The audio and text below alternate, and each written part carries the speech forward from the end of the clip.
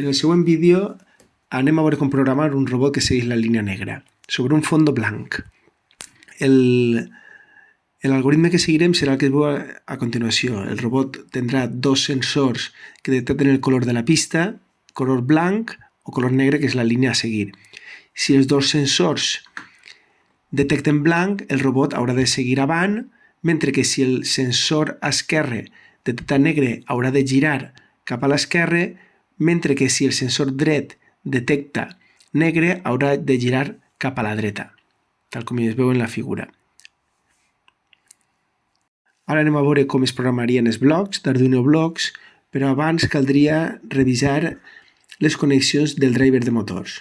El driver de motors és aquest que tenim a la imatge i, com podem veure, hi ha 6 pins dedicats als dos motors. 3 a un motor i 3 a l'altre.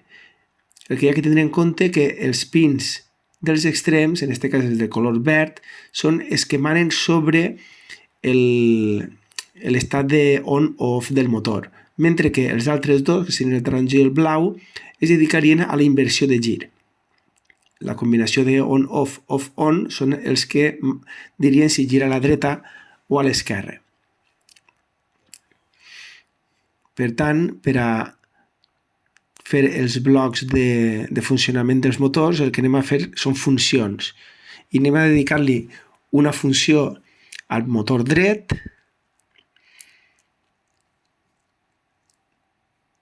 per indicar-li el moviment d'avant. Per això elegirem els 3 pins que vulguem dedicar a este motor. En aquest cas hem decidit que el 4, el 5 i el 6, però podríem dedicar-li els que vulguérem.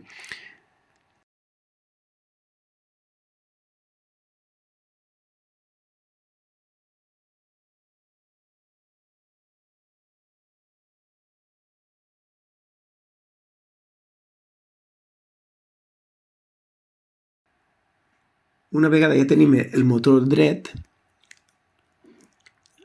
en les posicions davant i darrere, ja podem copiar i pegar i fer el motor esquerre. Tan senzill com podem copiar els blocs i després simplement tenim que assignar els nous pins.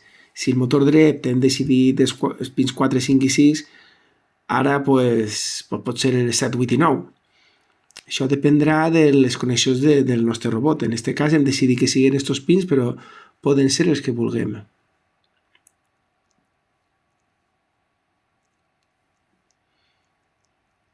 Motor esquerre avant, 7, 8 i 9, i ara enrere canviarem els pins de direcció, que seran el 8 i el 9, en compte de off-on, els canviarem a on-off.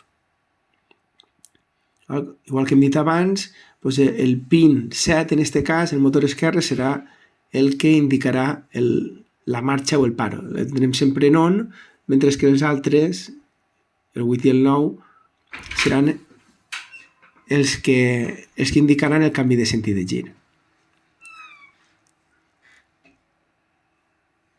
Amb aquestes funcions ja definides, que el robot vagi avant o enrere, es farà a partir d'utilitzar les funcions ja descrites. El robot anirà avant quan el motor dret vagi avant i l'esquerre també vagi avant. El robot anarà enrere quan vagi el motor dret enrere i el motor esquerre enrere. I pel mateix motiu, dreta i esquerra els definirem indicant que una roda gira en un sentit i l'altra gira en l'altre. Es podria fer també parant una de les rodes. En aquest cas nosaltres el que fem és fer que una giri per avant, l'altra per darrere i provoquem el gir en aquest sentit. Dreta, un gir cap a la dreta seria fer-li que la roda dreta anarà cap arrere, mentre que l'esquerra anarà per avant. I el moviment de gir cap a l'esquerra a l'inrevés.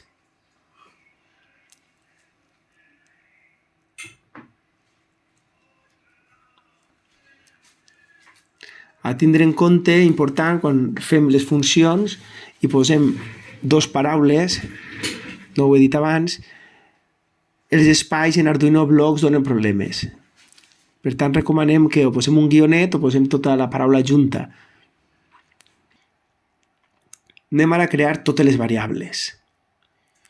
Vale? Les creem totes de colp i ja després anirem explicant-les. Per a començar, anem a crear dos variables.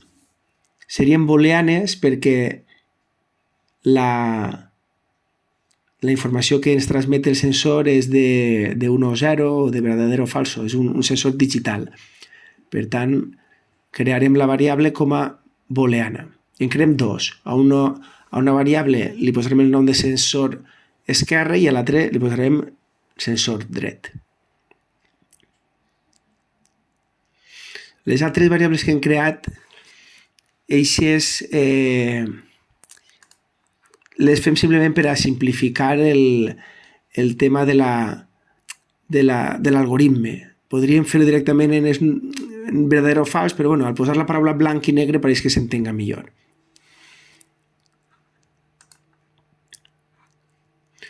Vale. Posem totes aquestes variables que hem creat en la funció inicialitzar per a quan arranque el programa les tinga definides. Sensor dret, sensor esquerre, color del sensor dret, color del sensor esquerre. I assignem uns valors per defecte que estos només comenci el programa pues, variaran.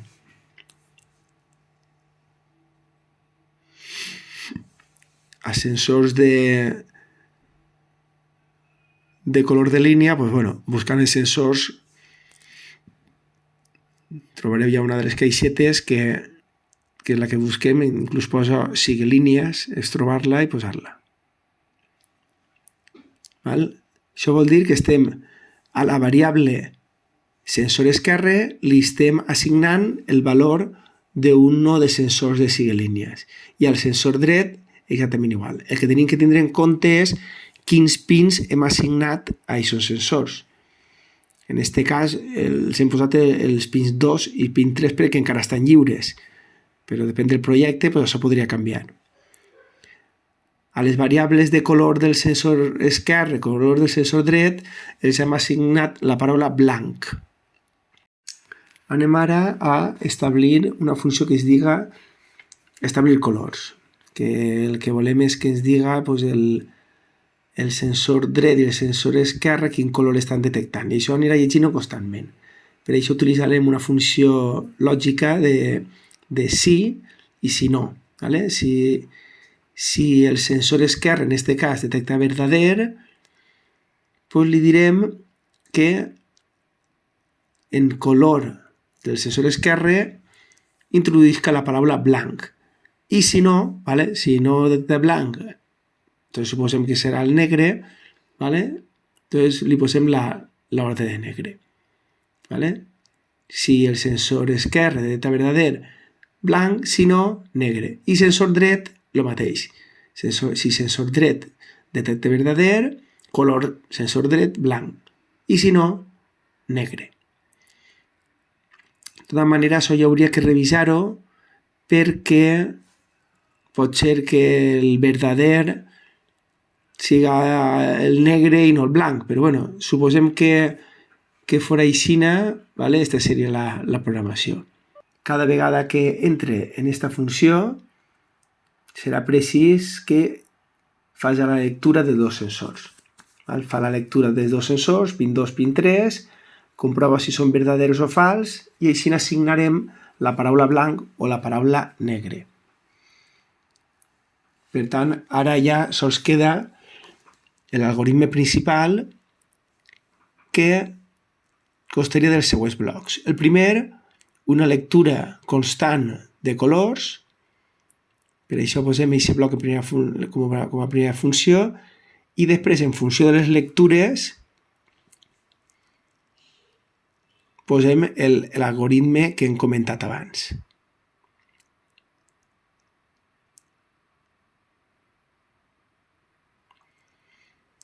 Si el sensor esquerre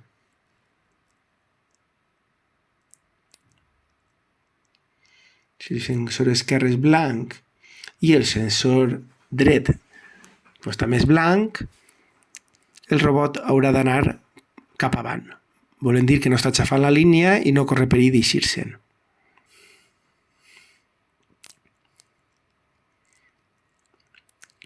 Com vegeu, hem utilitzat la funció lògica i perquè han de complir-se els dos requisits, tant que el sensor esquerre com el sensor dret estiguen en blanc. Així n'anirà avant. Copiem l'estructura i simplement ara canviem la paraula negre en un dels sensors i ara tenim la situació en la que el sensor esquerre està blanc i el dret és negre.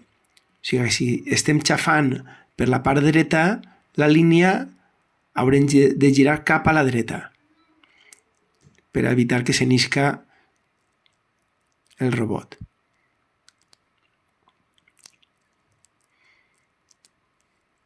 I ja per últim, la situació contrària. Quan xafem en el sensor esquerre, o sigui que el sensor esquerre està en negre, el dret està en blanc, per tant, per no eixir-se'n, el gir haurem de fer-lo cap a l'esquerre.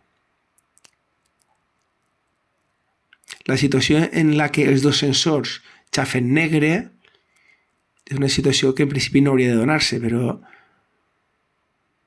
li assignarem un valor li assignarem que vagi cap arrere, en aquest cas, si es queda bloquejat, doncs una manera de que isca i en això ja ho tindríem tot.